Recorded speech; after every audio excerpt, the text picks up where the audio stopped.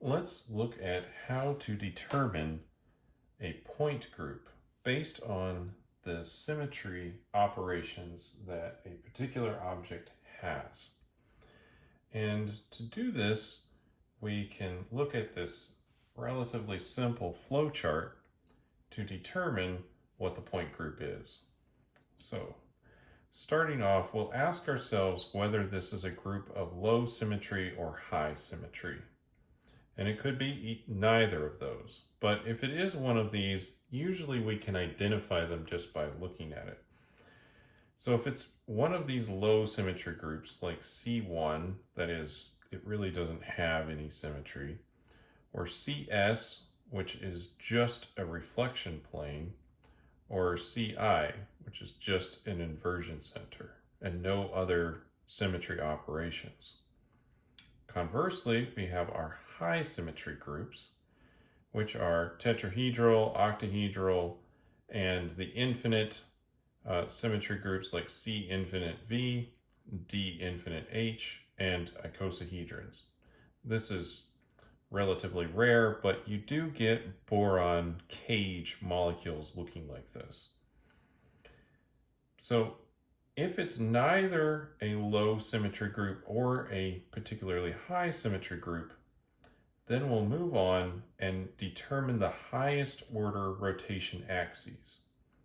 And we'll note this down. So it could be just 2, 3, 4, something like that. And then we'll ask ourselves, is there a perpendicular C2 rotational axis to this highest order rotation axis? And if there is, then it belongs to one of the D groups.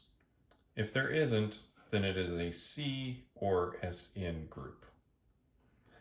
So coming back up here to the D groups, next we'll ask ourselves in the order, does it have a horizontal mirror plane of symmetry? That is a plane of symmetry that is perpendicular to the highest rotation axis.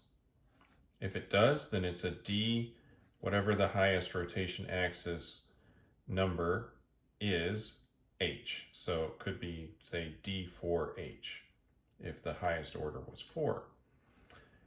If it does not have a horizontal plane of symmetry, then we can ask if it has a diagonal mirror plane. And if it does, will be D, whatever the number in D.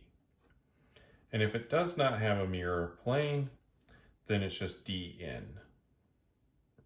Coming back over to the groups that do not have a perpendicular C2, then we'll ask ourselves, does it have a horizontal plane of symmetry? And if it does, then it is C, whatever the number of the highest rotation is, H, so CNH. If it does not have a horizontal plane, but does have a vertical plane, then, and vertical as in it is in line with the highest rotation axis, then it is a CNV point group. And if neither of those, ask yourself if it has an improper rotation axis, such as S 2 times the highest order rotation axis. And if it does, then it is an S times 2, whatever the highest order rotation axis is. And if not, then it is just CN. So let's look at some molecules and see if we can determine the point group of them. So first we have methane, or a model of methane, and you'll notice that this is a molecule of very high symmetry and it has tetrahedral symmetry. So the point group is TD. So simple example there. Another simple example would be this one. So you'll notice that I have a carbon with 4 different groups around it. So it has particularly low symmetry because there are no mirror planes and there are no rotation axes in this. So this group is C1. and it is indeed chiral as well. Next, let's look at, let's say, a nitrogen with some other group on it over here. In this case, we don't have any rotation axes because this is not a planar molecule. It has some lone pair up here distorting it some.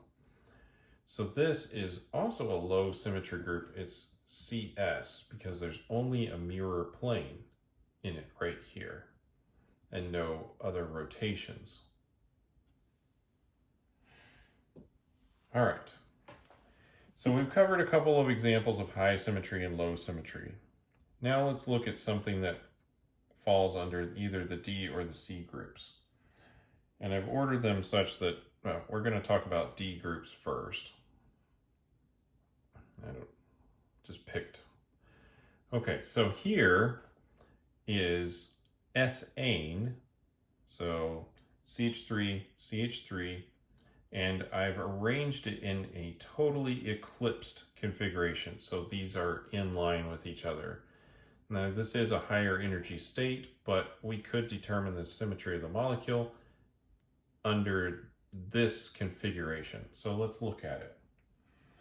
In this case, we have the highest rotation axis is right here. It's a threefold rotational axis. And then we can ask ourselves, does it have a perpendicular C2? And if I arrange the molecule like so, we can determine that the perpendicular C2 is right here. So if I rotate it like this, then there's my C2 axis. And of course there are other ones corresponding to each position, three different ones around the molecule here. So again, there's the perpendicular C2 for the eclipsed form of ethane. Ask now, is there a horizontal mirror plane of symmetry? And yes, there is a horizontal mirror plane of symmetry right there. So this point group is D3h. Now, we did this for the eclipsed form, but let's just turn this slightly so that we get the staggered form, which is energetically favored. And let's redo our assessment of the point group in this configuration. We should still have a threefold rotation axis of symmetry, like so. So it is still some kind of either C3 or D3 point group. And now we need to determine if there is a perpendicular C2 axis. And I say that there is, and I will perform that operation right now. This hydrogen is going to rotate into that position, and these two will rotate into the positions over here, like so.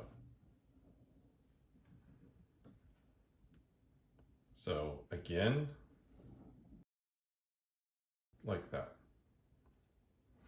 So this is a D3 point group. Next, we need to determine if there is a horizontal mirror plane of symmetry. So is there a mirror plane here?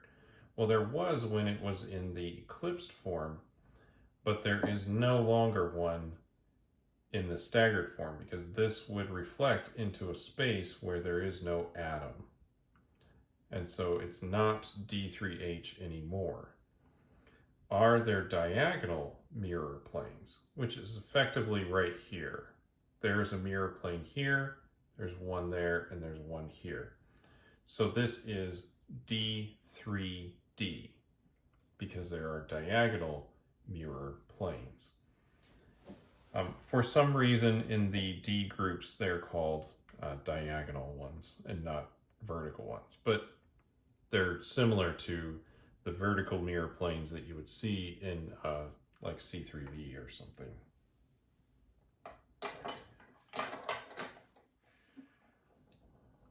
Here is PF5, so phosphorus pentafluoride, and you'll notice that we have a threefold rotational axis of symmetry right here. There's also a twofold rotational axis of symmetry right here that is perpendicular to the primary axis. So this is also a D point group. It's D3 something. And then the question now is there a horizontal mirror plane of symmetry? And yes, there is. This side is symmetrical to the other side. And so this is D3h. Now let's look at some things that have C group symmetry. So here we have, like, say, bromine pentafluoride. So there's a lone pair down here, but let's just examine this now. So as I've lined it up here, we have fourfold rotational symmetry. So this is a C4. And then we ask, is there a horizontal mirror plane of symmetry? And I would say no, because there is no atom on this side. And if there was, then we would be looking at an octahedral symmetry situation anyway. So anyway, back to this. And then, so there's no horizontal plane of symmetry. Are there vertical planes of symmetry? Yes, there are planes of symmetry that align with the primary axis of rotation. So here's one here, there's one there that's diagonal, and here's another vertical one here. So there are several vertical planes of symmetry. So this is C4v point group.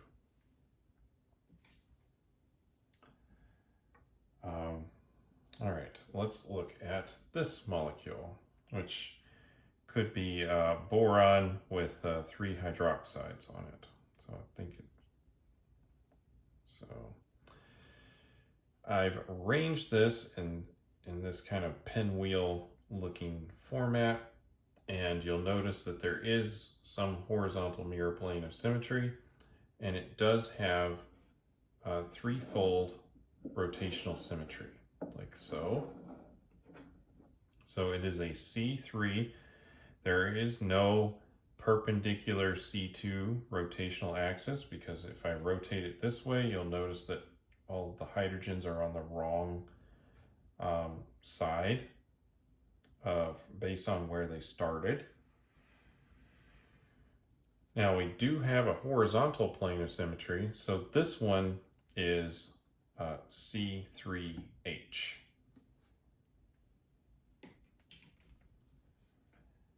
And let's look at hydrogen peroxide. So in this case, we've got a couple of lone pairs out here, a couple of lone pairs down there. And so it's kind of canting this over as well so that they don't run into each other. So the question is, what is the point group of this? Well, I don't see any mirror planes. There's no mirror plane here, and there's no mirror plane there, right? Because this would reflect there, that would reflect over there. That's not the same. There is a rotational axis. So if we rotate it like so, you'll notice that there's a C2 rotation in this.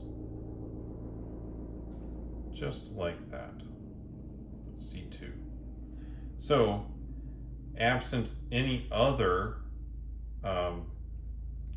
symmetry operations, we can say that this is indeed just C2 point group. And it consists of just the identity operation and the C2. So that's a little bit about determining what point groups or what molecule is what point group, or what the point group of a particular object or molecule is. And we'll need to know how to determine the point group of whatever we're using or whatever we're evaluating as a first step so that we can get the correct character table and then move on to characterizing the molecules.